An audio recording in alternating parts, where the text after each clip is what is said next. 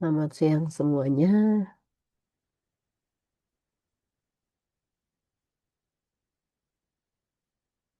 Kita kembali lagi dalam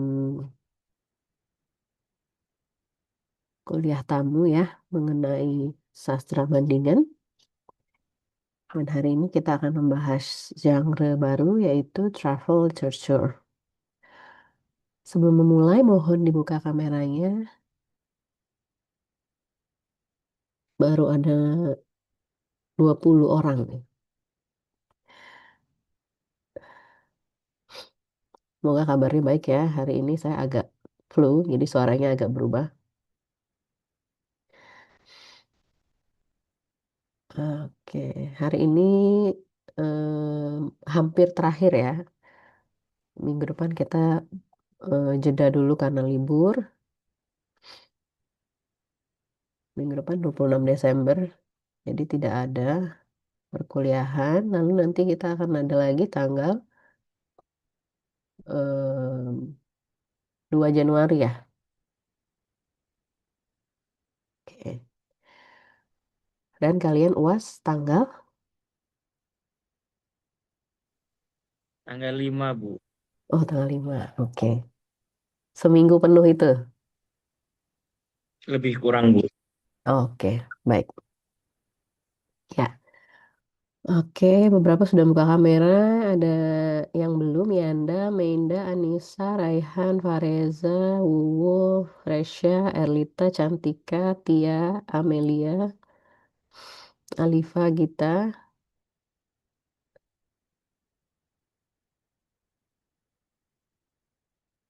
Raihan. Oke, saya mau melihat, memastikan teman-teman dalam keadaan yang fokus. Nah, Anissa sampai mau TikTokan tuh, Anissa. Oke, eh ya, seperti biasa nanti kita akan ada kuis kecil untuk sekedar mengecek pemahaman teman-teman. Ya, tidak terlalu banyak sama seperti minggu-minggu lalu ya. Paling maksimal 10 pertanyaan. Oke, Cantika, Fresya, Yanda, Raihan, Erlita sudah di tempat yang kondusif untuk mendengarkan kuliah. Sudah, Bu. Oke,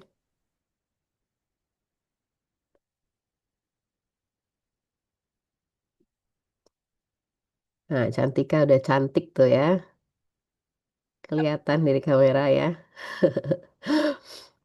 Hafni boleh dibuka kameranya, Tia, Erlita, Yanda,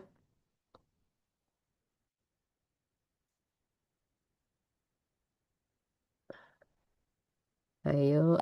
Yang lagi sambil tiduran, duduk dulu selama 1 jam ke depan ya.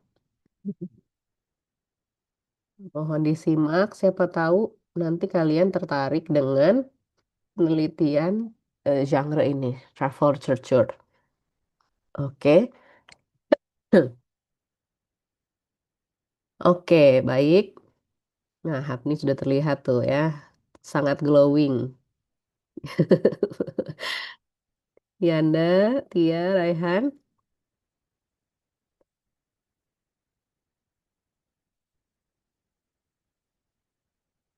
ini baru 22 peserta ya. Nah, Yanda juga sudah terlihat ya, walaupun setengah auranya tetap full. Nah, nah, Raihan sudah terlihat ya. Mantap. Tia, Amelia, oke. Good. Saya senang teman-teman masih semangat mengikuti perkuliahan ini. eh Semoga nanti dilancarkan UASnya ya. Dan dilancarkan juga rencana ke depannya kalau mau meneliti lebih lanjut tentang sastra bandingan. Kita sudah belajar tentang sudut pandang postkolonial. Lalu kata kuncinya apa saja sih dalam penelitian postkolonial? Dan genre yang sudah kita bahas ada historical novel, children's and young adult, dan hari ini kita akan bahas travel literature. Tentunya masih ada banyak genre lainnya, yang nanti kalau teman-teman tertarik bisa dieksplor lebih lanjut ya. Sementara ini saya baru bisa menyampaikan tiga ya. Di pertemuan berikutnya yang terakhir nanti kita akan membahas bagaimana sih penelitian saya terkait dengan sastra bandingan ya di studi S3 ini. Siapa tahu teman-teman nanti terinspirasi juga untuk lanjut studi S2, S3 gitu ya. Dan udah tahu caranya seperti apa dan gimana sih penelitian, apa sih bedanya penelitian S1, S2, S3 gitu ya. Jadi seperti itu. Nah, oke, kalian sudah kondusif semua, saya lihat. Sekarang saya akan buka slide-nya. Mohon disimak. Oke. Pembahasan kita hari ini adalah tentang genre travel literature, tapi saya tambahkan kata kolonial. Artinya ini adalah eh, teks-teks yang diproduksinya di zaman kolonial. Jadi waktu masih Hindia Belanda ya.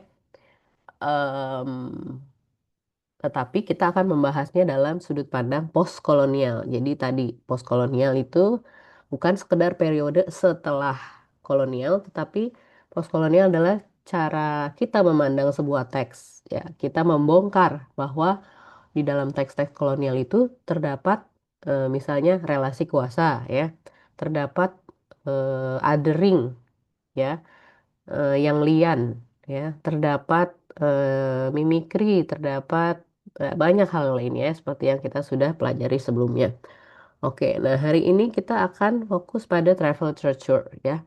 Kita melihat dunia, menjelajah dunia melalui teks. Ya, travel literature ini atau ada studinya namanya travel writing studies. Jadi ini fokus pada pengalaman perjalanan ya atau traveling dari seseorang ya. Kalau sekarang mungkin zamannya vlog ya. Nah, kalau zaman dulu mereka menulis. Ya, bahkan sebelum vlog juga kita suka membaca buku yang eh, tentang perjalanan, misalnya Naked Traveler dari Trinity ya. Salah satu penulis Indonesia. Nah, itu yang bisa dikategorikan sebagai travel literature. Apa saja sih yang ada di dalam genre ini biasanya mengkombinasikan narasi mengenai kesenangan, senang-senang ya kalau kan perjalanan kita senang-senang ya, dan juga eksplorasi budaya. Nah, apa saja?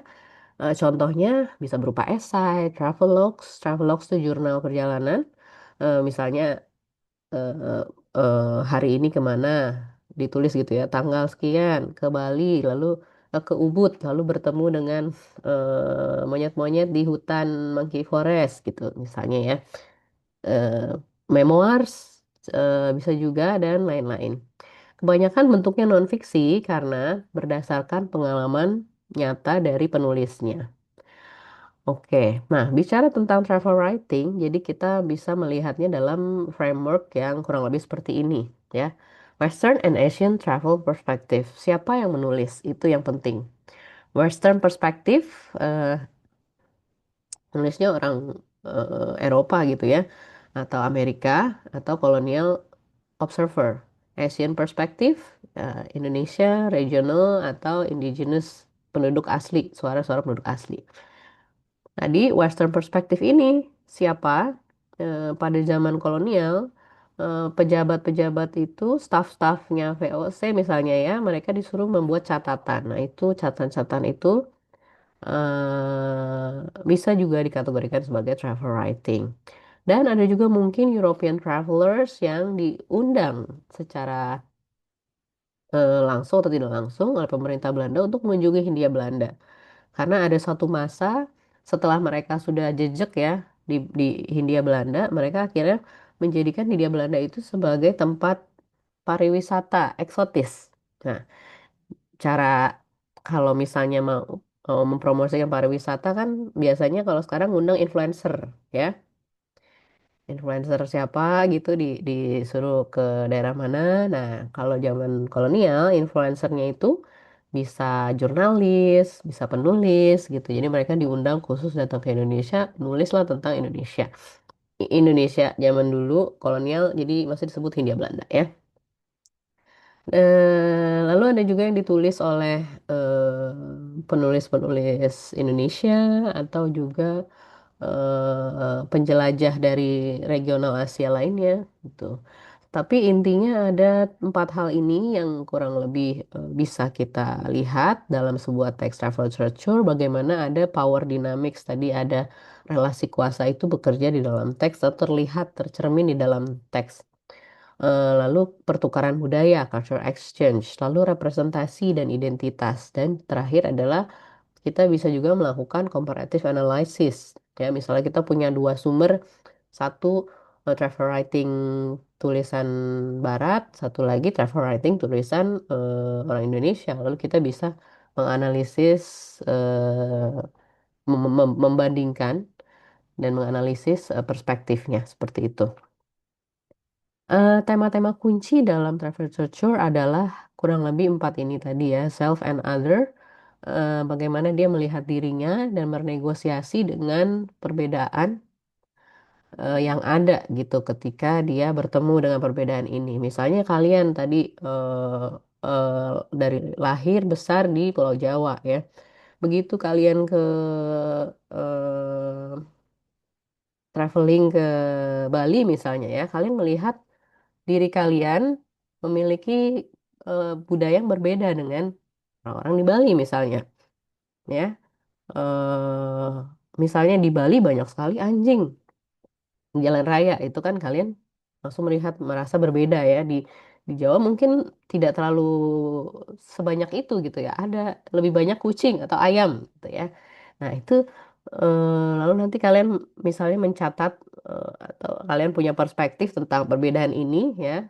Nah, di situ ada apakah kalian bernegosiasi ataukah kalian merasa budaya kalian lebih baik daripada budaya tempat yang baru kalian datangi. Nah, di situ nanti akan terjadi eh, negosiasi seperti itu ya. Lalu cultural discovery, bagaimana kita memahami tempat-tempat yang unfamiliar, yang tidak familiar, dan orang-orang yang juga tidak familiar gitu. Dan selain itu, ketika kita melihat travel literature juga ada penulis-penulis yang mencatat bagaimana perjalanan itu mentransformasi hidup mereka. Misalnya ya, tadi melihat budaya yang berbeda, oh saya jadi berubah, saya jadi bisa memahami sekarang kenapa orang Bali begini gitu ya, kenapa orang Sumatera begini gitu. Dan ada perkembangan secara personal yang terjadi dan itu dituliskan dalam teks. Lalu tadi power dynamics, bagaimana kita merepresentasikan negeri yang jauh ini, yang berjarak dengan kita, tempat yang baru ini. Bagaimana kita merepresentasikannya, apakah kita merasa lebih superior dengan budaya kita, atau kita merasa inferior. Misalnya ketika kita ke Singapura gitu, lalu kita langsung merasa minder, wah gila ya, Singapura sangat rapi sekali transportasinya, terus jalanannya sangat bersih. eh, nah, itu nanti akan menunjukkan sesuatu ketika kita memiliki penilaian seperti itu gitu ya. Nah, postcolonial travel writings jadi adalah sebuah cara untuk kita mendekati teks, menganalisis teks secara postkolonial tadi ya. Kita jadi menantang, men-challenge ya. Bagaimana terjadi kekuatan yang tidak seimbang dalam representasi. Ketika yang nulis adalah kita, orang Indonesia, kita melihat dari kacamata kita sendiri aja gitu kan. Begitu juga dengan orang Barat, dia melihat dari kacamata orang Barat. Dia melihat bahwa misalnya tadi, oh di Bali banyak banyak anjing, dia menganggapnya mungkin apa namanya tidak baik gitu ya. Tapi bisa juga menganggapnya baik. Nah itu bagaimana dia melihat tetap ada keterbatasan karena kacamata yang dipakai adalah kacamata si penulis itu dan posisi latar belakangnya mempengaruhi cara dia memandang sesuatu ya. Kemudian eh, dalam pendekatan postkolonial ini terhadap text travel writing kita juga berupaya menawarkan sudut pandang lain. Kita berusaha memunculkan suara-suara lain dan perspektif lain, ya. Dan juga mempertanyakan siapa yang punya otoritas untuk menarasikan perjalanan ini, gitu. Jadi ini teksnya kan udah jadi ya, udah diketik gitu ya, si travel writing ini. Udah diketik, udah terbit. Nah, sekarang tugas kita adalah menganalisis itu dengan mempertanyakan ya, kok dia melihat budaya Sumatera begini ya gitu. Padahal menurut saya sebagai orang Indonesia nggak seperti itu misalnya ya. Oh dia melihat orang Jawa seperti ini ya. Eh, Padahal kan nggak semuanya begitu. Nah, kurang lebih seperti itu. Kita mempertanyakan, mencurigai teks itu, dan juga kita menawarkan suara dan perspektif yang berbeda. Dengan tadi, misalnya orang Sumatera dibilangnya keras ya. Padahal dalam pengalaman saya ada juga orang Sumatera yang tidak sekeras itu gitu ya. Dan mereka kan tidak diberikan suara di dalam teks itu. Bagaimana mereka bisa merepresentasikan diri mereka dan seterusnya ya. Disitulah tugas kita untuk menggali lebih dalam apa yang ada di dalam sebuah teks. Saya akan menampilkan dua jenis travel writing.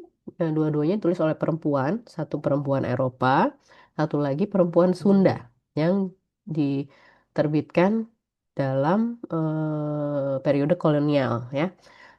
Yang pertama adalah travel writing yang ditulis oleh Ida Pfeiffer. Ida Pfeiffer ini menulis beberapa buku mengenai perjalanannya. Yang akan kita bahas adalah yang perjalanannya dia yang kedua, di buku yang kedua. Makanya judulnya Main Tweede Reis ya. Round om the Wereld. Oke. eh Dia ini adalah seorang Austria.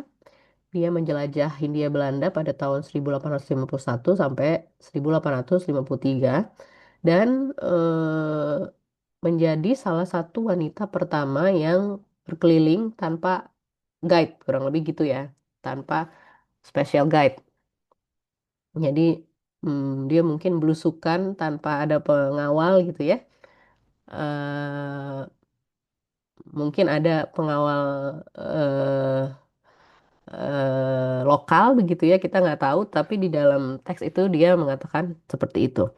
eh di dalam tulisannya ini dia terlihat sangat maskulin karena pada zaman ini ya 1851 1853 itu belum lazim ya seorang perempuan bisa traveling ke sana kemari sendirian gitu ya.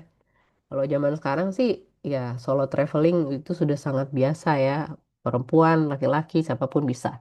Tapi pada zaman itu ini adalah suatu hal yang tidak lazim. Dan sehingga dia itu bisa dibilang agak maskulin ya dengan melakukan perjalanan sendirian gitu.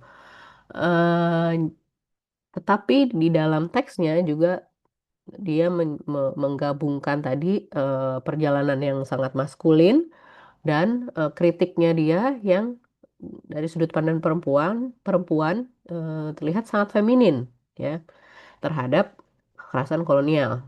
Oke. Dan dia juga mempertanyakan stereotipe yang muncul dari kolonialis. Jadi orang-orang Eropa kolonial Belanda gitu ya. Ketika dia juga mencatat bagaimana imperialisme itu semakin berkembang ya. Jadi dia mempertanyakan tapi juga mencatat eh, ekspansi imperialisme. Di satu sisi dia juga mengkritik ya. Oke. Nah, dia melakukan perjalanan cukup beragam. Salah satunya dia ke Sumatera, dia melihat orang Batak ya. Pfeiffer menggunakan kata Batakers ya orang Batak ini dan dia mengulangi stereotipe kolonial Belanda yang mengatakan orang Batak itu kanibal. Mungkin kalian pernah dengar ya. Ada stereotipe orang Batak itu kanibal, makan orang ya. Ini hanya berdasarkan omongan-omongan sensasional gitu ya. Tidak bisa dibuktikan secara ilmiah. eh dan dia sangat ingin melihat orang Batak ini. karena pengen tahu tentang kanibalisme itu. Dan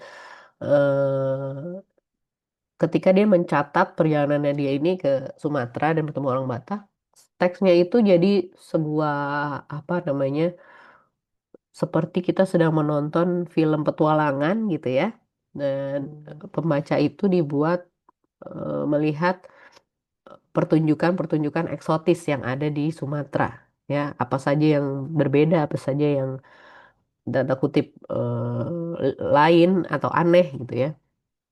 Nah, walaupun si Fiverr ini perempuan gitu ya, tapi dia masih juga mengikuti tadi stereotipe, dia masih memiliki sudut pandang kolonial dalam melihat eh, banyak hal di Hindia Belanda, dan dia juga merasialisasi ya, mendiskriminasi secara rasial dan juga melakukan othering. Jadi masih ingat ya, othering itu kita melihat ini yang lain itu tidak lebih baik dari kita gitu. Demikianlah yang dia lihat terhadap orang Batak ya. Dan selain itu dia juga melihat orang Jawa ya. Oh tadi orang Batak dibilangnya kanibal, makan orang. Dan dia mau lihat itu benar apa enggak di perjalanannya dia. Dan orang Jawa di sini dikatakan sebagai soft and docile ya. Lembut dan patuh ya. Jadi secara natural bisa direduksi menjadi manut gitu ya, manut. Nah, ini juga hati-hati ya, ini juga adalah kolonial klise ya. Nggak semua orang Jawa seperti itu kan kalau kita mau melihat secara kritis di masa sekarang. Dan di sisi lain dia juga mengagumi bagaimana budaya Jawa itu menunjukkan elegansi dan sesuatu yang sangat bagus gitu ya. Dan dia menekankan orang Jawa itu sebagai peradaban yang estetik ya, mungkin karena banyak tarian dan segala macam ya. Nah, kombinasi ini menampilkan orang Jawa sebagai yang berbudaya, tetapi juga secara politis seperti anak-anak, tanda kutip. Artinya masih tetap butuh pendampingan Eropa. Dan ini mengkonfirmasi hierarki kolonial dan keberadaan para penjajah di situ, gitu ya. Jadi orang Jawa itu memang bagus peradabannya, budayanya bagus, tetapi mereka masih kurang dalam hal ini gitu, sehingga mereka masih butuh Eropa untuk mendampingi ya. Jadi seperti anak-anak yang perlu didampingi. Berikutnya, travel writing yang ditulis oleh seorang Sunda bernama Raden Ayu Abdurrahman. Kalau tadi Ida Pfeiffer perjalanannya ke Hindia Belanda, Raden Ayu perjalanannya ke Eropa pada tahun 1928 ya. Dari namanya kita sudah tahu dia dari bukan eh, dari masyarakat jelata ya, tapi mungkin kemungkinan adalah elit, ningrat gitu ya. Jadi seorang perempuan Sunda, dia pergi ke Eropa bersama keluarganya. Di dalam teksnya ini dia mengagumi bagaimana eh, praktik kebudayaan, praktik sehari-hari orang Belanda, tapi juga secara ironis mengkritik dan refleksi ke dirinya gitu ya. Dia juga ada beberapa bagian yang menunjukkan adanya mimikri gitu di dalam teksnya. Jadi mimikri itu mencoba menyamakan diri dengan Eropa gitu ya. Jadi dia memuji-muji pendidikan Eropa, kebersihan dan kehebatan agrikulturnya dan seperti itu. Sorry. Di sisi lain ada juga ambivalensi. Dia memberikan komentar-komentar yang ironi tentang kontradiksi kolonial dan representasi Belanda. Dan di sisi lain juga kita bisa melihat ada agensi, bagaimana dia dengan perspektif kesundaannya ini secara simultan menerima dan meneguhkan kolonialisme gitu ya. Nah, ini eh, bukunya Lalampahan ke Eropa dalam bahasa Sunda. Jadi saya tidak membaca langsung dalam bahasa Sunda, tapi saya baca yang sudah dianalisis oleh orang lain begitu ya. Karena saya nggak bisa bahasa Sunda. Nah, jika teman-teman punya keunggulan bahasa lain, bahasa daerah, bisa mulai dicari. Misalnya, adakah travel writing yang berbahasa Jawa pada zaman kolonial atau pada setelah zaman kolonial begitu ya. Di situ nanti kalian bisa menggali perspektif orang Jawa melihat tempat lain gitu ya. Nah, si kemudian Raden Ayu Abdurrahman ini dalam catatan perjalanannya dia juga menulis dan dia bisa dibilang sebagai subjek kolonial yang simpatik ya karena dia ke Eropa simpatisan sebagai simpatisan subjek kolonial ya sebagai ningrat dibiayai oleh eh, pemerintah Belanda gitu. Dan catatannya juga eh, menjelaskan bagaimana teknologi modern dan tempat-tempat modern lainnya begitu ya bagi pembaca Sunda. Misalnya ada lift di Singapura, lalu bagaimana terusan Suez dan iklim di Mediterania begitu. Dan dia berusaha menjadikan travel writing-nya ini sebagai sebuah edukasi gitu ya. Karena tidak semua orang bisa datang ke tempat-tempat itu, jadi dia bisa mengedukasi gitu kurang lebih. Ya, dia juga seringkali mengagumi institusi Eropa, misalnya sekolah dan tadi praktik agrikulturnya dan mengatakan itu sebagai sebuah model yang terkait dengan politik etis ya dan indigenous elite. Jadi indigenous elite adalah dia ini. Jadi politik etis itu membukakan kesempatan kepada orang-orang tertentu untuk bisa mendapatkan pendidikan ya. Jadi pada awalnya Belanda itu menjajah mengeruk kekayaan sumber daya alam, SDM gitu, tapi tidak meningkatkan kualitas SDM Hindia Belanda sendiri. Nah, dibuatlah politik etis yang membuat mereka seolah-olah punya tanggung jawab untuk mengembangkan juga SDM-nya. Nah, jadi dibukalah pendidikan untuk kaum-kaum ningrat misalnya. Makanya bisa sampai ke sekolah di Belanda misalnya, ningrat tertentu. Nah, itu setelah adanya politik etis. Nah, dia juga mengungkapkan beberapa kritik ya mengenai tata cara hidup orang Belanda dan misrepresentasi tentang Indonesia dan ya ada ambivalensi di satu sisi memuja Belanda, di sisi lain dia juga mengkritik Belanda, di sisi lain dia eh, mengkritik misrepresentasi Indonesia, tapi di sisi lain dia merasa Indonesia juga kurang begitu. Jadi ambivalensi, ambigu gitu.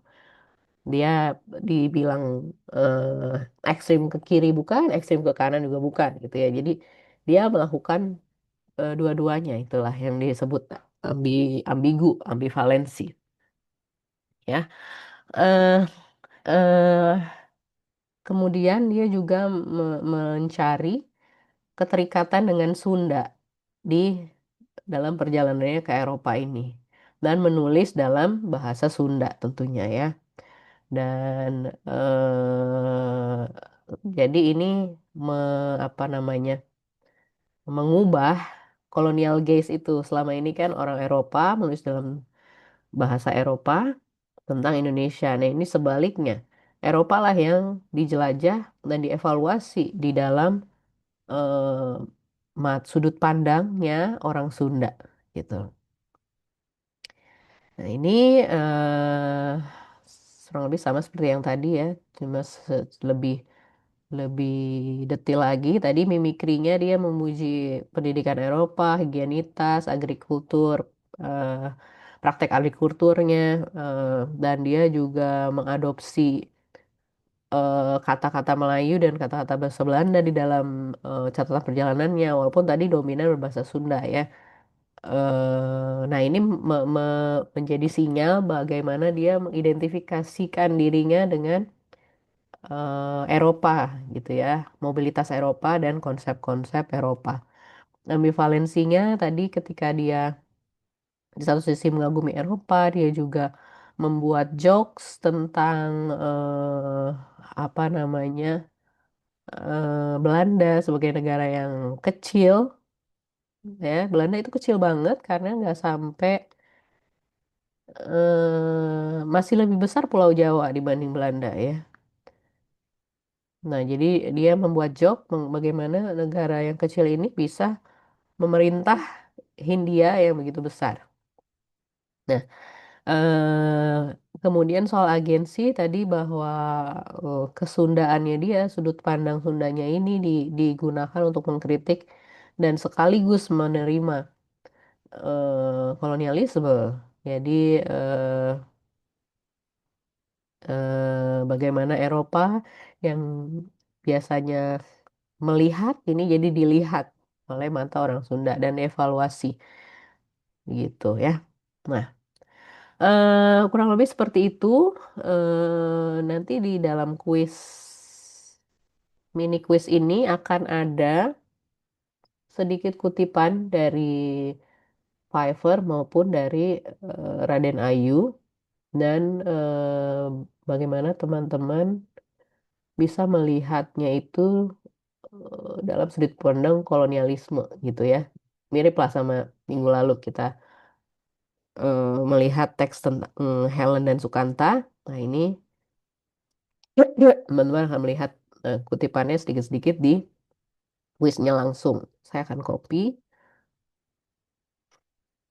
Eh, sebentar.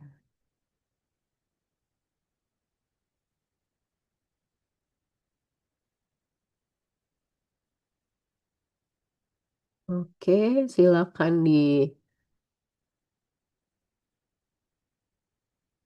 dibuka kuisnya dan dikerjakan. Hanya ada 8 pertanyaan. Dua pertanyaan lagi berupa data diri.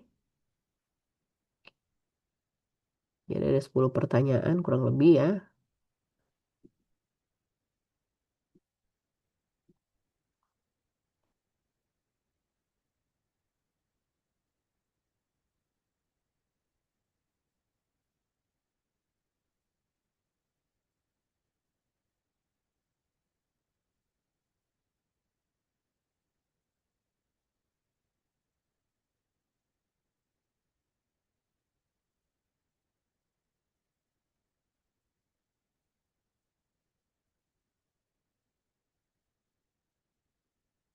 Ya, silakan dikerjakan kuisnya.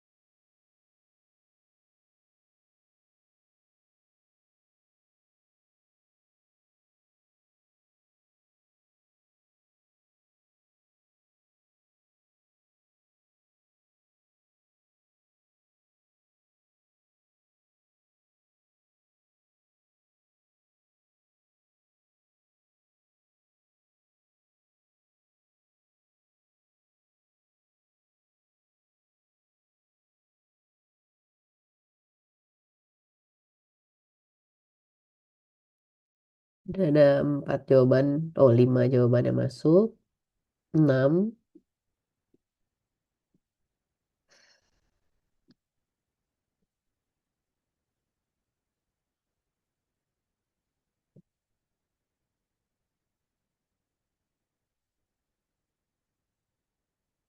Oke.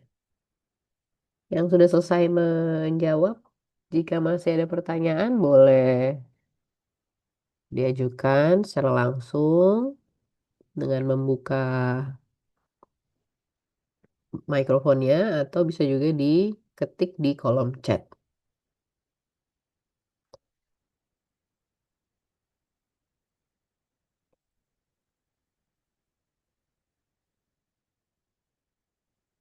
Udah ada 10 jawaban yang masuk, hampir sepertiganya ya. Ini ada 29 peserta. Silakan jika masih ada pertanyaan ya, sambil Mungkin izin bertanya, Bu. ya, Dava silakan. Terkait urgensinya hari ini mungkin dari travel literatur itu apa dan benefitnya itu apa, Bu? Apakah sekedar kita membandingkan contoh tadi seperti kultur budaya daerah di daerah atau ada tujuan atau benefit lain gitu, Bu? Oke. Benefit untuk menelitinya begitu ya? Iya, Bu. Karena kan Oke. yang saya tangkap sedikit jika tadi disampaikan oleh Ibu bahwasanya jika hari ini travel literatur ini sama aja dengan vlog kan ya, Bu. Mhm. Sedangkan yang kita lihat hari ini dengan perkembangan teknologi khususnya internet yang mana segala akses itu udah sangat mudah gitu, Bu. Ya. Apakah travel literatur ini masih relevan atau sudah bagaimana, Bu? Mungkin itu Oke. pertanyaan. Oke, baik. Dava, makasih. Pertanyaannya sangat menarik ya. Di tengah derasnya arus informasi teknologi sekarang ya, kita bisa melihat dunia begitu cepat hanya di layar. Nah, bagaimana urgensinya meneliti travel literature ini? Salah satunya adalah kita bisa melihat bagaimana stereotipe itu diproduksi dan direproduksi. Ya, tadi misalnya soal orang Batak itu kanibal. Ternyata itu dari zaman kolonial diproduksi ya. Tapi benar atau tidaknya itu kan bisa kita kritisi sekarang. Ya, begitu juga dengan tadi stereotipe orang Jawa sebagai halus dan patuh. Benar nggak semua orang orang Jawa patuh, manut gitu ya? Ada juga yang tidak ya. Jadi posisi kita sebagai peneliti sastra melihat suatu teks adalah kita bisa merefleksikan bagaimana hal-hal yang ada di zaman sekarang itu ternyata bukan sesuatu yang baru, tapi itu diproduksi di zaman dahulu kala dan itu dipelihara sehingga menjadi terinternalisasi dalam pikiran kita, ya. Bagaimana cara kita melihat orang Barat lebih superior begitu. Bagaimana kita merasa diri kita juga inferior karena masih banyak kekurangan segala ya, kurang lebih seperti itu. Jadi eh, ketika kita menganalisis suatu teks, posisi kita adalah mempertanyakan kebenaran dari teks itu, begitu. Nah, bagaimana merefleksikannya dengan masa sekarang itu juga, misalnya kita kita nggak yakin ya sama sesuatu hal ya. Tadi misalnya kita nggak yakin orang Jawa itu semuanya patuh-patuh. Kita kaji lebih dalam dalam beberapa teks gitu. Benar nggak? Ada nggak bukti-buktinya bahwa nggak semuanya orang Jawa itu sepatuh itu gitu ya. Nah, demikian juga ketika kita melihat misalnya sekarang dengan derasnya video pendek TikTok, Instagram tentang suatu tempat ya, merepresentasikan suatu tempat kayaknya wow banget gitu misalnya ya. Hidden gem di Wonosobo misalnya gitu. Nah, itu kan kacamata yang membuat konten itu terbatas kan. Kalau sekarang dibatasinnya dengan menit misalnya atau detik bahkan. Dia harus menarasikan banyak hal dalam waktu yang singkat. Nah, akhirnya dia membuat pilihan. Pilihan dia itu bukan dia buat secara tidak sadar. Jadi pilihan dia itu dibentuk oleh bagaimana dia memiliki ideologi tertentu ya. Bagaimana sebuah ideologi terinternalisasi dalam pikirannya dia gitu. Misalnya dia menyorot atau India deh misalnya ya. Kalau India nih yang saya sering lihat nih. TikTok TikTok atau Reels tentang nyobain makanan India ya. Ini kan sebuah kultur yang sangat berbeda dengan kita gitu ya. Si pembuat video ini memilih point of view dia merasa jijik dengan makanan itu gitu kan. Dan kita semua tertawa, kita semua setuju dengan itu. Padahal kita belum pernah ngerasain langsung, ya kan? Jadi kita terpengaruh oleh kontennya dia. Ih, makanan India nggak enak gitu ya. Makanan India nggak higienis gitu. Itu satu, kita sudah terpengaruh. Yang kedua, bagaimana perasaan orang Indianya melihat konten itu? Bahwa makanan dia dibilang jijik gitu kan, dibilang nggak bersih. Padahal itu cara hidup dia sehari-hari. Tentunya eh, cara hidup itu kan ditentukan oleh lingkungan, ekonomi, dan segala macam berbagai faktor ya. Gitu. Kita posisikan diri kita misalnya kita makan nasi kucing gitu kan. Kalau orang nggak tahu nasi kucing itu nasi apa nih? Nasi dari kucing apa nasi porsi kucing gitu kan. Misalnya ada yang membuat narasi, ngapain sih orang-orang ini makanannya menjijikan banget namanya kok nasi kucing gitu kan. Pasti kita akan merasa nggak setuju dong gitu. Nah, jadi ada perasaan tidak nyaman. Nah, perasaan tidak nyaman itu yang membuat kita bertanya-tanya, membuat kita jadi pengen mengklarifikasi kurang lebih gitulah. Nah, itu drive-nya ketika kita mengkaji atau menganalisis dalam sudut pandang postkolonial.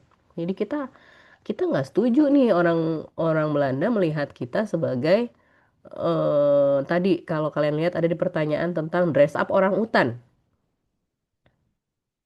ya ada pelayan-pelayan di eh, di Indonesia yang dipakein baju kalian pernah lihat nggak ya fotonya ya jadi biasanya tamu-tamu Eropa itu dilayani oleh pelayan-pelayan yang pakai baju putih gitu ya pelayan-pelayannya semua pribumi nah si Fiverr menulisnya itu sebagai dress up orang utan jadi orang utan yang didandanin nah setuju nggak kalian melihat itu nenek moyang kita dibilang sebagai orang utan. Ketika pakai baju Eropa, dibilang didandanin gitu, ya. Jadi itu ketidaksetujuan, ketidaknyamanan kita akan suatu representasi, akan suatu stereotipe itu yang mendorong kita untuk mengkaji, mendobrak, menganalisis suatu teks gitu. Jadi kalau kalian merasa ada yang aneh dalam budaya kita atau ada yang salah dengan budaya kita yang direpresentasikan oleh orang lain dalam video, dalam teks, itu eh, menjadi motivasi kita untuk mengcounter narasinya gitu. Jadi kalau travel writing sekarang mungkin bentuknya video, ya bisa juga. Misalnya kalian nanti di kajian cultural studies tuh biasanya ya. Kalau kajian sastra murni biasanya masih teks. Jadi yang travel literature yang bentuknya teks yang tulisan gitu ya. Tapi dalam kajian cultural studies, studi budaya, kajian budaya itu macam-macam. Bisa kita mengkaji dari vlog, dari sosial media gitu ya. Bisa juga dari bahkan poster iklan atau praktik budayanya sendiri gitu. Jadi semua everyday practices itu disebut sebagai teks dalam kajian cultural studies. Nanti mungkin nah ini biasanya ada di ranah S2 gitu, yang mengkaji cultural studies ini, begitu ya. Jadi masih sangat relevan karena teksnya aja berubah bentuknya ya. Mungkin zaman dulu diketik, zaman sekarang teksnya berupa TikTok, berupa ya Reels gitu dan kita merasa ini nggak bener nih, misalnya dia menyorot Hidden Gem Wonosobo kok nggak diangkat bagian ininya gitu misalnya. Ini nggak oke nih, kok dia melihat orang India seolah-olah lebih rendah dan orang Indonesia lebih unggul gitu. Di zaman sekarang ini kan kita udah ya semua orang bebas menyuarakan pendapatnya ya, tapi juga kita juga bebas dong menganalisis pendapat orang gitu. Dan seperti itu. Jadi kira-kira seperti itu ya, Dava. Sudah cukup terjawab kah? Berjawab. Tapi saya ada Ya. pertanyaan lagi, Bu. Oke, boleh. Silakan. Ya, ya, kita lihat yang hari ini lagi ramai ya, Bu ya. Mm-mm, Terkait Pray for Sumatera, Bu. mm-mm. Kan Sumatera sekarang lagi bencana. Nah, sedangkan jika tadi kan dianalogikan dalam karya saya tadi yang menjelaskan Jawa itu bahwasanya orang yang lemah lembut, lalu Ya, Batak itu kanibal. ya. Bolehkah saya hari ini menganalogikan bahwasanya misal Prabowo tidak mengangkat bencana Sumatera sebagai bencana nasional karena belum parah. Hmm, Nah, ketika kita membantah nih, mm-mm, kita membantah bahwasanya sebenarnya yang terjadi itu parah banget. Ratusan korban jiwa, ribuan meninggal. Nah, dari data-data yang sudah kita kumpulkan itu, Bu, eh, seolah kita dianggap satu eh, apa ya, melakukan tindak kriminal, Bu. Seperti contoh kan di CNN kemarin juga mereka menayangkan kondisi yang sebenarnya, yang mana di daerah Tamiang, jika tidak salah itu masih banyak masyarakat yang sebenarnya nggak makan. Karena menurut saya kan itu bentuk bantahan dari apa yang disampaikan oleh pemerintah. Tapi ya, langsung dibungkam oleh pemerintah gitu, Bu ya. Nah, ya. terus di satu sisi malah pemerintah itu menyerah mengerahkan buzzer gitu, Bu. Mm-mm, Buzzer dalam artian untuk membela narasi-narasi mereka. Nah, ya, maksud saya kan di era yang serba digital hari ini, kita itu susah Bu untuk mempercayai mana yang benar, mana yang salah. Dalam apalagi konteks the travel literature ya Bu ya. Si mhm, A mengatakan di Tamiang tuh begini mencekam. Si B mhm, di Tamiang tuh mengatakan di sana baik-baik saja. Kan ini hal yang sulit gitu Bu. Nah, ya. ini gimana Bu dalam Oke, menangani hal seperti ini gitu Bu. oke. Ya, sekarang ini kita masuk era di mana terjadi perang narasi gitu ya, kurang lebih itu. Jadi narasi mana yang terkuat, apalagi dengan digital, dengan buzzer segala macam ya. Ya di dalam perang itu kita pun harus memilih kadang-kadang. Jadi harus berada di satu sisi. Misalnya kalau tadi buzzer banyak menyerang ya, kita bisa melihat ada beberapa influencer yang mungkin mengcounter buzzer-buzzer tersebut. Misalnya kalau di Threads Iga Mas Ardi gitu ya sama Kunto Aji suka ngeceng-ngecengan. Ayo apa kabar Jer hari ini gitu-gitu kan. Jadi ya mereka itulah upaya mengcounter narasi. Me- membuat narasi bandingan gitu bahwa ada buzzer, ada juga loh yang organik yaitu saya misalnya gitu. Jadi si Iga Mas Ardi dengan Kunto Aji tadi. Lalu narasi berikutnya juga bisa dilawan dengan aksi. Misalnya bagaimana narasi pemerintah itu kan ini semua baik-baik saja gitu ya. Ya, tentu saja pemerintah maunya seperti itu karena kalau pemerintah dianggap tidak mampu gitu ya itu sangat berbahaya.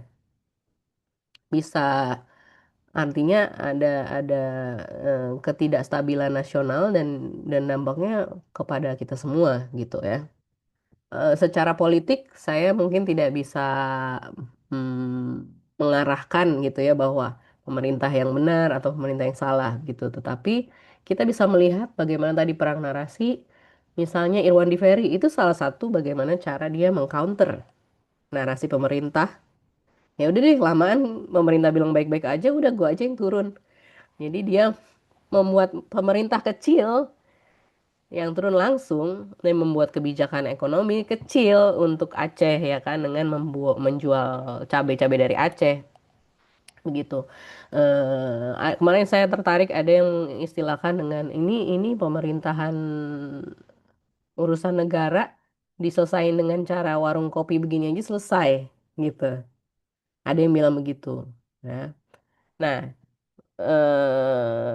kita bisa setuju dengan itu gitu ya. Kita bisa mendukung Irwandi Ferry. Di satu sisi kita juga bisa melihat bahwa mungkin si pejabat ini pun juga terbelit dengan pemerintah di atasnya gitu ya.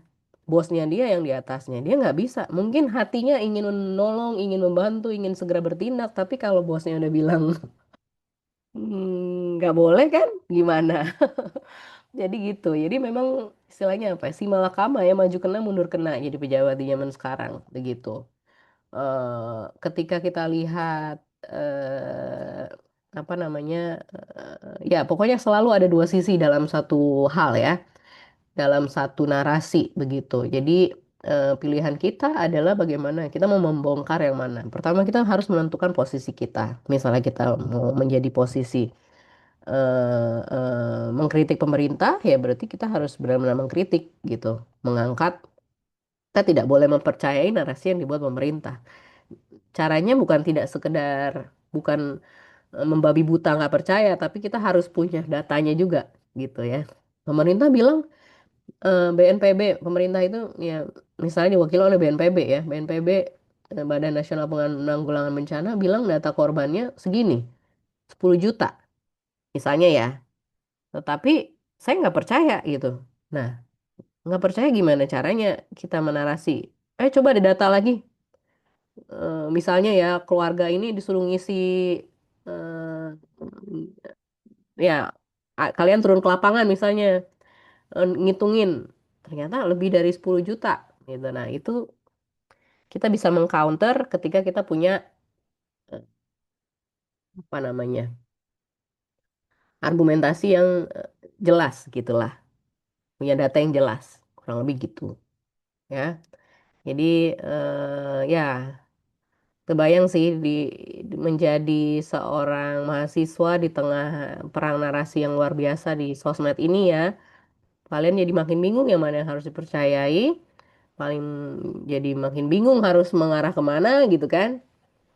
Yang pasti kalau secara literasi ya kita harus meningkatkan eh, kemampuan kita untuk baca data gitu. Jadi supaya kita nggak gampang dipermainkan gitu ya. Jadi video-video singkat itu jangan begitu kita lihat langsung percaya, tapi ada nggak datanya gitu ya. Itu harus selalu kita pertanyakan gitu, selalu mencurigai segala sesuatu gitu. Itu salah satu karakter peneliti, mencurigai segala sesuatu ya. Apa yang ada di dalam teks, apa yang ada di dalam video, apa yang ada di dalam pernyataan ya, mau dari pemerintah, non pemerintah, buzzer, apa segala pun segala sesuatunya. Teman kita sendiri ngomong apa kita harus selalu mencurigainya gitu ya. Karena selalu ada motif di balik suatu teks, suatu pernyataan, suatu video gitu. Ya, seperti itu. Oke, jadi harus banyak baca, banyak lihat data. Oke. Iya, Bu. Nah, berarti Mm-mm, eh, travel literatur itu dominan berdampak baik atau buruk, Bu? Kan semisal, Bu. mm-mm, Kemarin belum lama itu kan viral pernah juga di Palembang yang kasus rendang mungkin kalau mm. Ibu Rianti pernah Ya, ya, mendengar.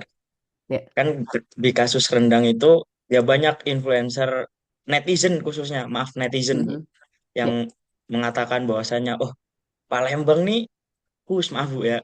Maaf, ya, mereka Palembang nih rakus gitu. ya, Nah, ya, ya. Palembang dihujat habis-habisan gitu. Nah, lalu warga Palembang melakukan pembelaan, Bu. Mm, Nah, mereka membawa data bahwasanya nggak gini, nggak gini. Nah, malah menyalahkan Jawa, Bu. Menyalahkan bahwasanya Jawa ini yang rakus nih, banyak kan orang Jawa itu yang makan, gitu kan. mm, Nah, mm. berarti travel literatur ini kan berarti apa ya, Bu?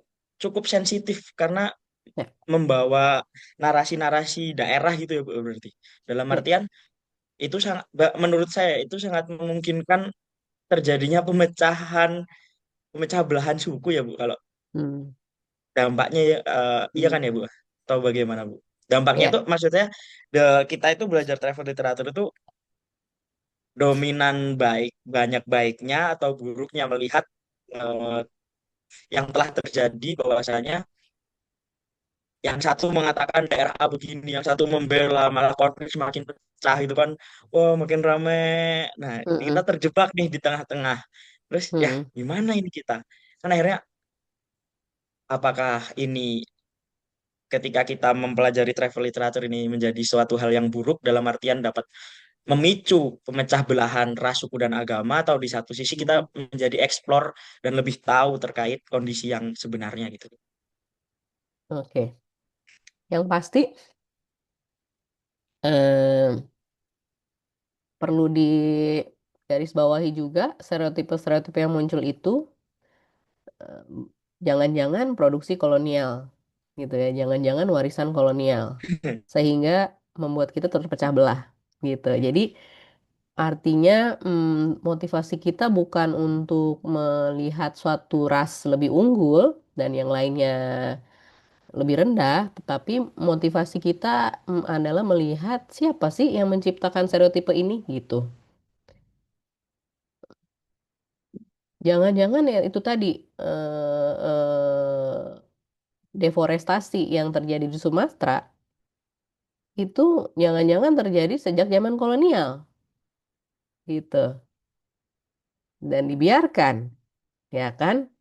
Dan jangan-jangan banjir atau longsor di Sumatera ini juga dulu terjadi zaman kolonial. Dan bagaimana pemerintah Belanda bersikap soal itu, gitu ya?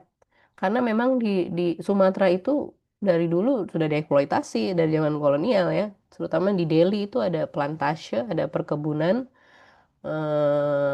plantation ya, segala macam itu udah jadi duit berapa itu buat kolonial ya. Nah, jadi kan kembali lagi nih, kolonialisme inilah yang jadi racun utamanya. Jadi jangan sampai kita malah jadi terpecah belah, menuding menuding sesama warga kita sendiri, padahal kita bisa melawan dengan cara kita dobrak ini semua warisan kolonial. Sekarang kita harus membuka suara kita masing-masing gitu ya. eh Dava sebagai orang Jawa misalnya harus bisa memproduksi narasi sendiri dengan cara apa? Misalnya Dava membuat jurnal, membuat karya-karya sastra yang melihat dunia, melihat Sumatera, melihat apa tulisan-tulisannya dari sudut pandang Dava sebagai seorang Jawa misalnya. Dava tidak setuju orang Jawa disebut rakus oleh orang Palembang. Ya, kamu buat karya yang melawan narasi itu, gitu. Jadi sekarang semua perang narasi aja. Dan siapa yang menang? Yang paling banyak bikin narasi kan gitu. Jadi kita harus produktif gitu. Produktif membuat karya dalam bentuk teks, dalam bentuk video, dalam apapun lah gitu yang mencerminkan perspektif kita, sudut pandang kita gitu. Nah, sebagai mahasiswa, kalian tugasnya apa? Nanti bikin karya-karya yang berkontribusi langsung ke masyarakat gitu. Misalnya tadi mau nulis skripsi tentang mau menentang stereotipe Palembang versus Jawa ini misalnya ya. Gitu. Jadi di situ ranah kita sebagai mahasiswa, sebagai akademis, di dunia akademis, kita membuat tulisan, membuat publikasi secara ilmiah yang menentang hal-hal yang ada di yang kita rasa tidak benar ada di sekitar kita gitu. Kita berusaha mema- mem- mem- apa namanya meluruskan hal-hal itu gitu. Nah, lebih seperti itu ya, Dava. Baik, Bu. Terima kasih, Bu. Iya, jadi kita jangan putus asa, kita masih tetap punya kontribusi untuk menarasikan, ya, untuk menyuarakan narasi-narasi versi kita sendiri. Kamu nggak setuju dengan, tapi hati-hati ya, kalau di sosmed gitu ya. Jadi karena kalian mahasiswa, jadi kita membuat narasi dalam tugas kita aja deh, misalnya dalam publikasi, dalam jurnal gitu ya. Yang tentu itu ada basis datanya kan, ada basis metodologinya. Kalau sosmed itu kadang-kadang emosi kita secara mentah kita tulis, kita belum mikir mateng gitu kan. kata-kata kita belum teratur, akhirnya kita nanti malah kena dibully, didoxing sama orang-orang karena salah ngomong gitu ya. Jadi itu yang harus dihindari. Jadi ketika kita berusaha mengcounter narasi, harus dalam ranah kita sebagai mahasiswa, sebagai dosen, ya udah kita kerjain di bidang akademis aja deh gitu, bikin jurnal, bikin bikin edukasi misalnya, ya. Jangan asal ketik, asal bunyi di sosmed gitu ya, karena bahaya. Karena ngeri banget begitu di doxing ya. Kemarin ada yang salah ngomong di thread. Saya kalau lihat thread itu serem banget. Ada orang salah ngomong dikit, langsung dicek keluarganya siapa, dia ada kerjanya apa gitu kan. Waduh, gitulah dunia sosmed sekarang ya. Oke, ada lagi pertanyaan? Nadia sama Hana udah senggol-senggolan tuh. Lagi TikTok apa gimana tuh?